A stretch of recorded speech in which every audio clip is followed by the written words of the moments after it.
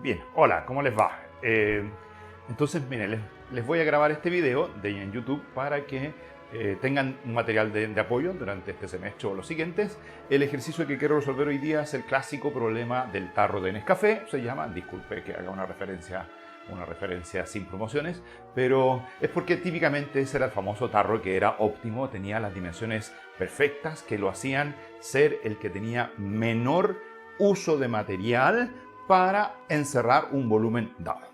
Ahora, les puedo decir que en el apunte este ejercicio aparece en la página 33, el ejercicio 4.1 está totalmente resuelto, pero es el ejercicio, y de hecho por eso es 4.1, porque es el ejercicio más clásico de optimización, el que se puede resolver sin ningún problema con todas las herramientas que tenemos establecidas. Entonces, ¿de qué se trata? Se trata de construir un tarro de base circular, un cilindro de base circular, de radio R, altura H, de modo que minimizar el material necesario para construirlo.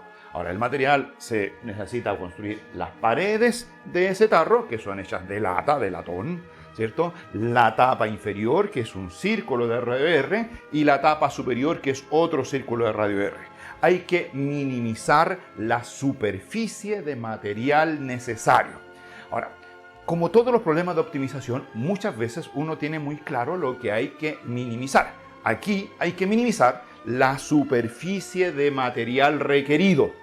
Y muchas veces a uno se le ocurre inmediatamente la solución y dice, oye, si hay que minimizar el costo de este tarro, si hay que minimizar la superficie de material necesario, se me ocurre al tiro la solución evidente. Hago altura del tarro igual 0, radio del tarro igual a 0 y así el material que utilizo es 0 y ahí he logrado minimizar la cantidad de material que estoy usando para este tarro. Ahora, esos son los famosos problemas de optimización sin restricciones. Si a uno no le ponen ninguna restricción, a uno se le ocurre al tiro la solución, eso del tarro más chico posible, material poco. Entonces hay que ponerle restricción a los problemas. Y a veces justamente los problemas de optimización uno no tiene tan claro cuáles son las optimizaciones. Y se ven muchas soluciones en el mercado de problemas de optimización donde a veces falla una restricción, ¿cierto? Esas famosas casas que se llueven, bueno, etc. O sea, ahí hay restricciones que a veces a uno se le olvida incorporar en el problema. Aquí hay una restricción. ¿Cuál es la restricción? La restricción es que el volumen almacenado por este tarro sea una cantidad conocida V sub 0. No puedo hacer un tarro de tamaño 0 porque el volumen va a ser 0. Tiene que ser un tarro lo suficientemente grande para poder almacenar ese volumen V sub 0. Ahora, lo que no está claro, ¿cierto? Ustedes saben, el V sub 0 es el producto del área por la altura, ya el R, mientras más grande sea el R, mayor es el volumen, mientras más grande sea el H, mayor sea el volumen, pero lo que no queda claro es cuáles son las proporciones de este tarro óptimo para almacenar ese material. Ahora, aprovechando que estoy en la casa, ¿cierto? Y no estoy haciendo la clase en la universidad, aquí fui a mi estantería y encontré un par de tarros, aquí encontré uno, se fijan, para ver físicamente cómo es un tarro. Alguien dice, en la pizarra no me lo imagino, aquí tengo un tarro, bueno, no es el de Nescafé, que tiene una cierta altura, a la altura de arriba hasta abajo, tiene una tapa superior, ahí está la tapa superior, tiene una tapa inferior, perfecto. Entonces, la pregunta es, ¿cómo optimizar el material requerido para este tarro conservando su volumen? Lo puedo hacer más ancho y menos alto, o lo puedo hacer más angosto y más alto. O sea, puedo aumentar el H, disminuir el R, puedo aumentar el R, disminuir el H. De hecho, aquí esta gente de esta fábrica encontró esta solución como óptima para almacenar su cantidad de café que querían entregar a los clientes. ¿Se fijan? Entonces, ese es un caso. Aquí es más alto que ancho. Tengo otro tarro, aproveché en mi estantería, encontré este otro, el tarro de sardina, bueno, este es de atún, que también es circular, también tiene una altura H, pero en este caso la altura es mucho más pequeña que el radio. O sea, aquí optimizaron y de alguna forma dijeron, miren, conviene hacerlo muy ancho y poco alto, porque así, no sé, algún criterio de optimización había. Aquí lo que yo quiero hacer es minimizar la superficie de material. Ahora, ¿cómo se construye un tarro de este tipo? Bueno, de hecho, este de aquí me agrada porque voy a acercar un poco la cámara, porque ahí se ve la unión, se fijan, de cómo se construye el manto lateral. Claro, porque el manto lateral no es más que un rectángulo de material plano, el cual ha sido curvado para llegar a formar este tarro. Entonces, ahí, ¿ven? ¿A dónde estaba? Ahí estaba la unión de los dos extremos de ese rectángulo. Entonces, claro, la superficie de material que necesito para el manto, esta zona de material, lo voy a dibujar ahí, ya, eso se construye a partir de un rectángulo de material de dimensiones, la altura es la misma h y el ancho es el que resultó de, si quieren aquí le voy a poner un cortecito, cortar eso y abrirlo hacia el lado. Entonces ese es exactamente, bueno, lamentablemente no hay estudiantes que me respondan, pero si hubiesen, claramente todos me van a decir que ese largo es el perímetro de la circunferencia de radio R, o sea, ese perímetro vale 2pi por r. O sea, ese es el material que necesito para construir las paredes de mi tarro. Pero mi tarro no solo tiene paredes, no solamente tiene la parte de la circunferencia, también tiene una tapa superior y otra tapa inferior, que en este ejercicio voy a suponer que son ambas del mismo material. Entonces la de arriba, las voy a dibujar aquí, es una circunferencia, un círculo de radio R, y la de abajo es otro círculo de radio R. O sea, necesito dos tapas, una tapa para el fondo, una tapa para la parte superior, y así puedo construir ese tarro de base circular de altura h que contenga un cierto volumen. Inmediatamente puedo decir que el volumen contenido obviamente va a ser pi por r cuadrado, es el área de la base, multiplicado por h. Pero lo más interesante es cuál es el material que voy a usar, la superficie de material que voy a usar. Bueno, es la superficie que uso para el manto, que es un rectángulo de área 2pi por r por h, más la superficie que utilizo para su tapa inferior y su tapa superior. ¿Cuántas tapas? Dos tapas, una abajo y otra arriba. Así que utilizo dos tapas y cada una de tamaño pi por r cuadrado. Ahí está la superficie de material que requiero para construir este tarro de base circular R y de altura H. Ahora, obviamente alguien me va a decir, oye, esta cosa que eran dos tapas era evidente, pero no lo es tanto, porque a veces hay tarros modificados. De hecho, pienso que seguramente estos tarros, no sé, sí, de estos tienen como unos nerviecitos en los bordes. A veces estos tarros son reforzados. Entonces, el material que se requiere, por ejemplo, en la base, no es el mismo que se requiere en las paredes laterales. Y eso se puede llevar en el modelo matemático a decir que en realidad abajo hay que ponerle dos tapas en la parte inferior y solo una tapa en la parte superior. Entonces a veces este numerito 2 podría en algún ejercicio, podría transformarse en un número 3, podría transformarse en un número 4, dependiendo de cuántas tapas o cuánto material de refuerzo use. Le pone dos láminas de material abajo, dos láminas de material arriba, ahí tienen 4 veces el área pi por r cuadrado. Yo en este ejercicio, que es el más clásico, voy a hacer el caso donde el material de abajo y el material de arriba son idénticos y por eso el número de círculos de radio R que necesito son exactamente 2. Le doy la bienvenida a un par de personas que se están integrando online a la transmisión. Si tienen consultas, me detienen. Si no se escucha, también me detienen. Yo traté de verificar que todo funcionara bien, porque otras veces hago grabaciones y nadie entiende nada porque no se escucha nada. Creo que ahora el sonido está saliendo, pero cualquier cosa me pueden informar. Ya, en este caso son dos tapas. También está el caso de menos tapas. Claro, de hecho los vasos, los que son solamente abiertos arriba y solamente tienen tapa abajo, solamente se usa material para el fondo, y acá arriba son vacíos, no hay nada. En ese caso, en la optimización, uno podría decir el material usado es para las paredes y una tapa en el fondo y no dos como en este ejercicio. Este es el ejercicio más clásico donde las tapas son dos y todos del mismo material. Las partes laterales, superior e inferior, exactamente lo mismo. Ya, ahí está el problema de planteado, minimizar esa superficie. Ahora, ahí se fijan que inmediatamente uno dice, oiga, si quieren minimizar la superficie, R igual 0, H igual 0, R igual 0. No, pero se les conté al principio que era la minimización sin restricciones. Aquí hay una restricción. La restricción es que no pueden tomar H y R igual a 0 porque el producto de estas cantidades, tal como está ahí, tiene que ser igual a B sub 0. O sea, hay una relación entre H y R. Entonces, de aquí lo que uno puede... Ya, ahora voy a continuar entonces del error que habíamos cometido anteriormente. Después voy a pegar los dos videos y el video final no va a tener ningún error. Ya. Entonces, decíamos que hay una restricción. Restricción. Aquí, v sub 0 es una restricción. Entonces de aquí uno puede despejar h como v sub 0 partido por pi por r cuadrado. Pi por r cuadrado. Y con eso uno puede decir, claro, esta es la famosa restricción del problema. Restricción. No se trata de minimizar el área así como así. Hay que minimizar el área respetando esa restricción. Ya, ahora, ¿cómo se materializa esa restricción en este ejercicio? En que hemos despejado h en términos de r y por lo tanto aquí lo puedo reemplazar. Y puedo decir que esto es 2 pi por r por h. H vale v sub 0 partido por pi por r cuadrado más 2pi r cuadrado.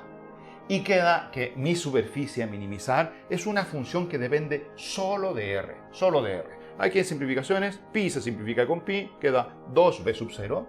2v sub 0 partido por r. 2v sub 0 partido por r partido por r cuadrado, 1 partido por r, más 2pi r cuadrado. Esa es la función que yo quiero minimizar, porque esa función me entrega el área del material que necesito para construir este tarro cilíndrico, ¿cierto? Con el volumen v sub 0. Ahora, ¿cuál es el dominio? Al tiro, ¿cuál es el dominio de la función? Bueno, como se trata de una variable geométrica, radio de un círculo, entonces el radio tiene que ser mayor o igual que 0.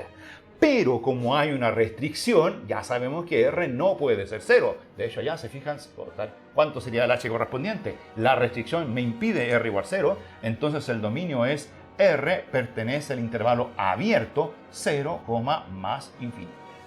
0, más infinito. Ya, ahí está el intervalo completo. ¿Cómo encontramos la solución del problema? Hay que encontrar los mínimos. Y los mínimos corresponden a los famosos puntos extremos de la función. Les voy a hacer aquí el resumen de qué es lo que eran los puntos extremos. Puntos extremos que se parecían a otra cosa llamada los puntos críticos.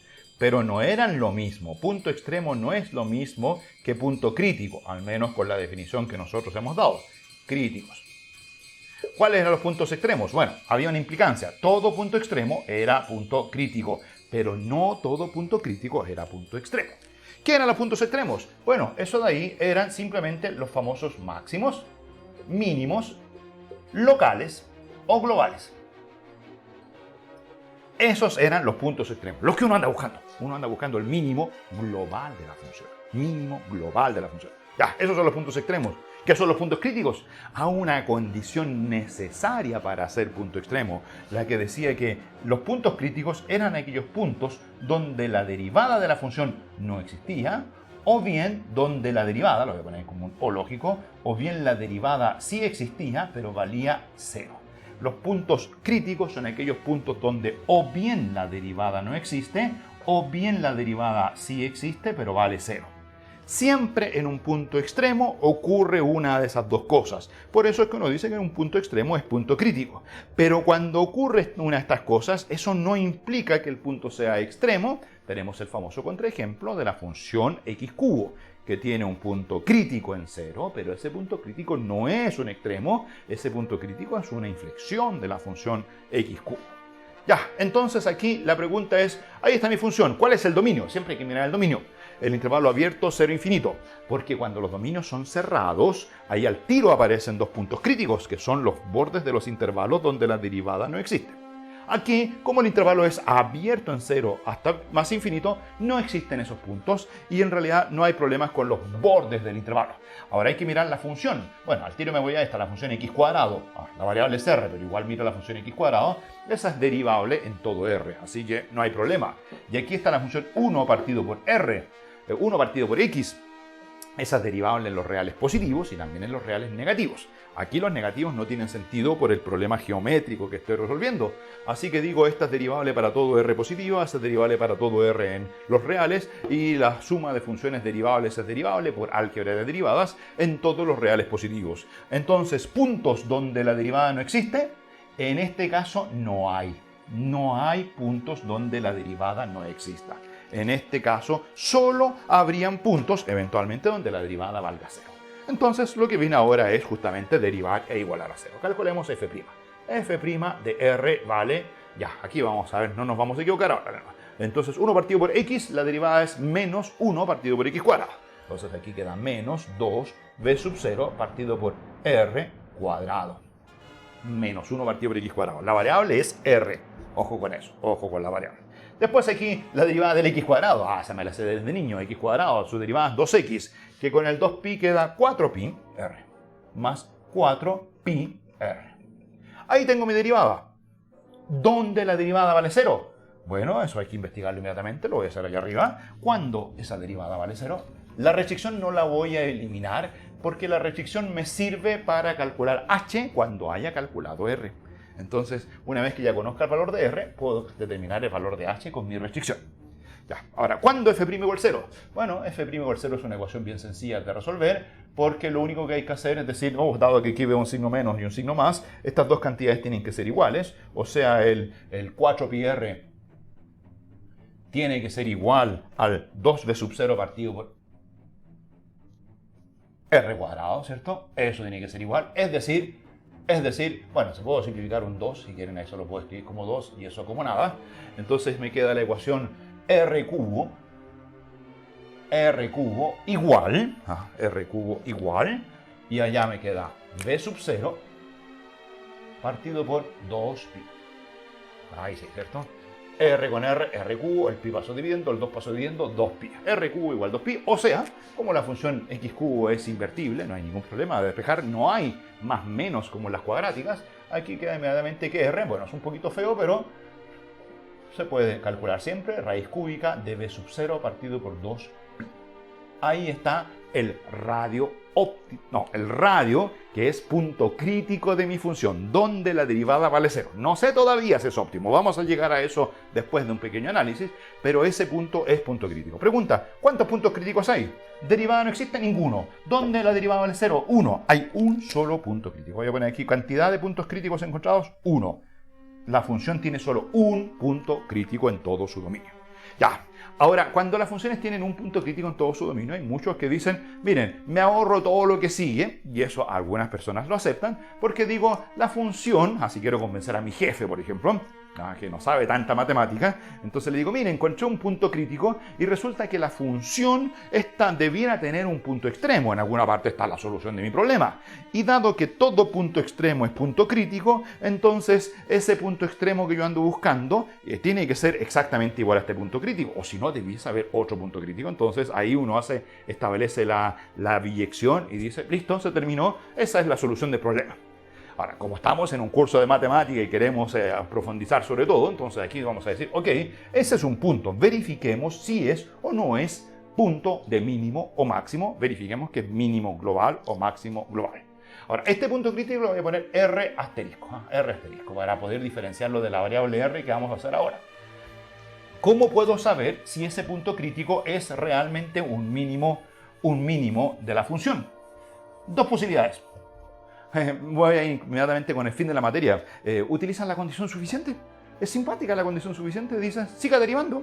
Vea cuál es la primera derivada que nos anula. Si la primera derivada que nos anula es de orden par, por ejemplo, y tiene suerte y es la segunda, entonces la función efectivamente tiene un mínimo local en ese punto o máximo dependiendo del signo de esa derivada.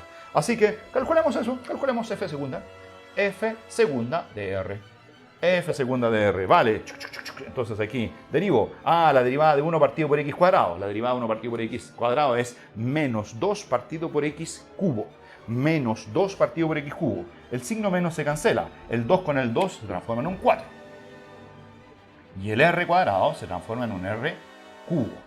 La derivada de 1 partido por r cuadrado es menos 2, 4 con el b sub 0, partido por r cubo. Bien, ¿y la derivada del 4pi r?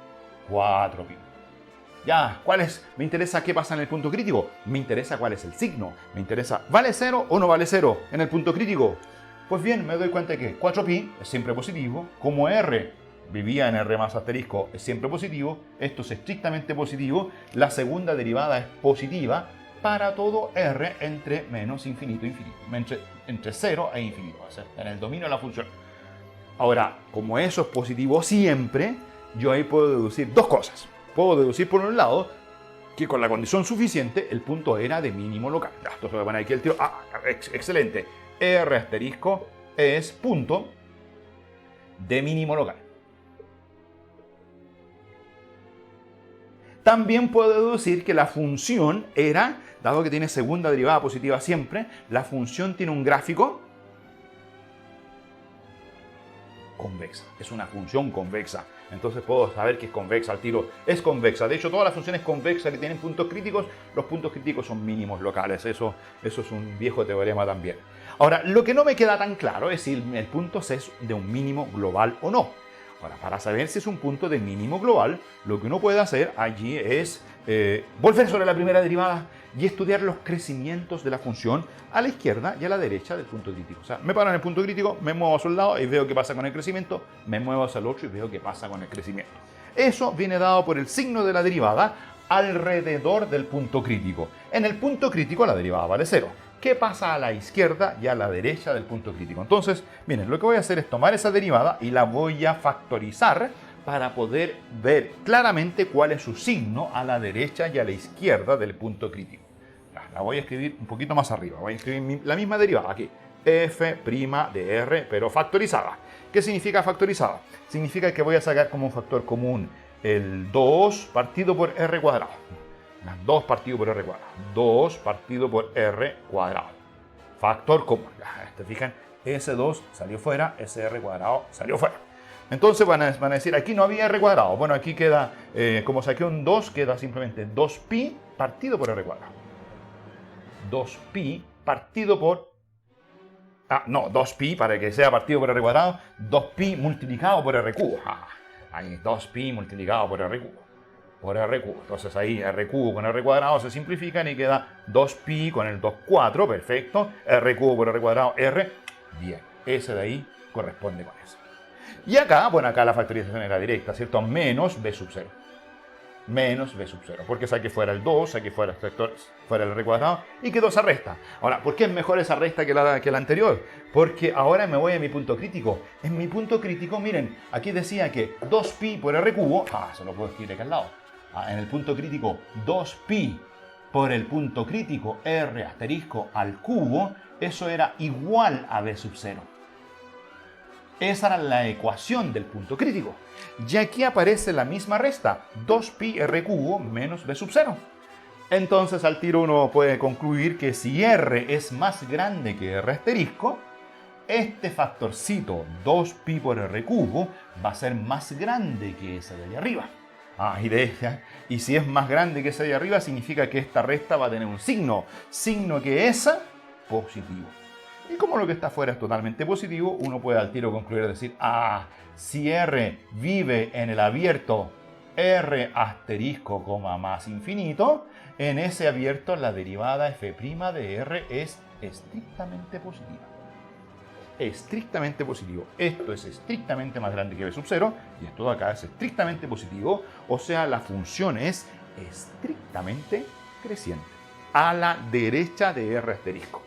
Y si me paro al otro lado, si tomo R en el otro, en el abierto que va de 0, recuerden que no podía llegar a 0, y llego a R asterisco abierto, ahí, entonces esta cantidad ahora es menor que en el punto crítico y por lo tanto 2pi por R cubo es menor estricto que B sub 0. Esta cantidad tiene un signo negativa que multiplicado por todo lo demás queda positiva. Entonces la derivada f' de R es negativa. Conclusión. Antes del punto crítico la función era decreciente, después del punto crítico la función era creciente. Ya con todo eso pinta para decir que el punto crítico realmente es un punto de mínimo global, pero para eso falta, para que el ayudante me entienda bien, le voy a decir que además, bueno, la función era decreciente, después creciente, y además en el punto crítico es continua. Entonces, bueno, además f es continua, que no vayan a pasar cosas raras en el punto crítico, en R asterisco. Entonces, si era decreciente, la función era más grande que f en R asterisco. Y si después es creciente, la función es más grande que en R asterisco. Y ahí queda de manifiesto que R asterisco es un punto de mínimo global. R asterisco es punto de mínimo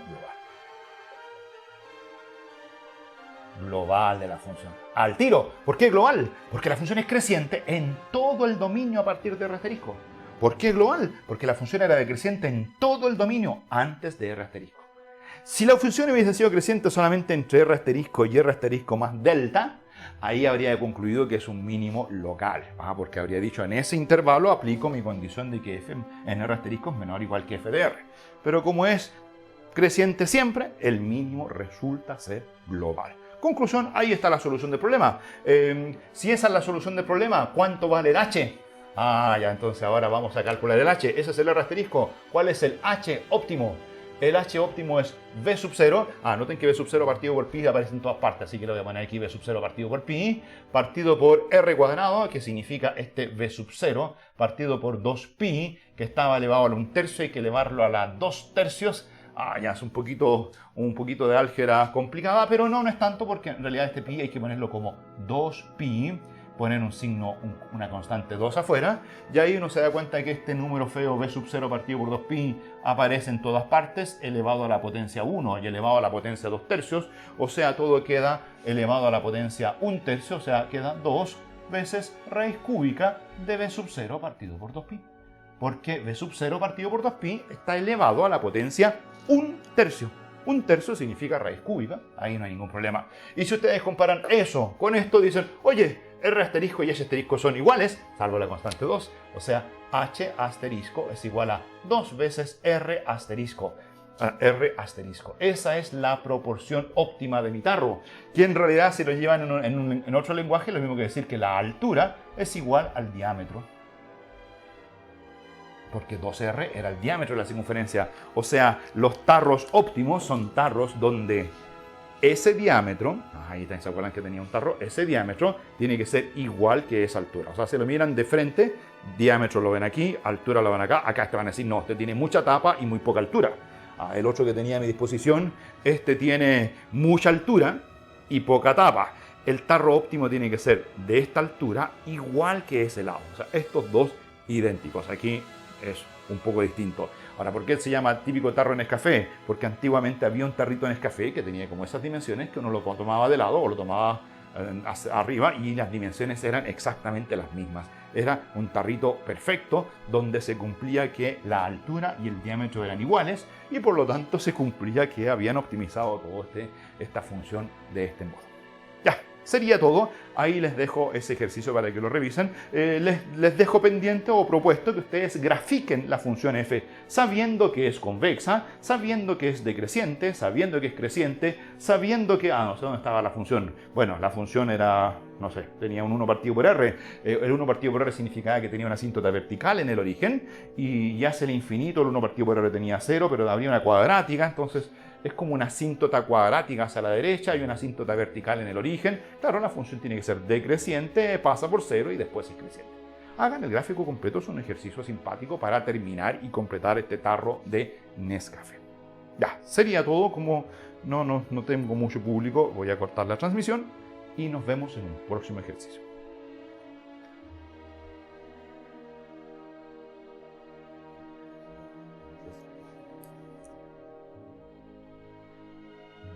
Nos vemos en el próximo ejercicio.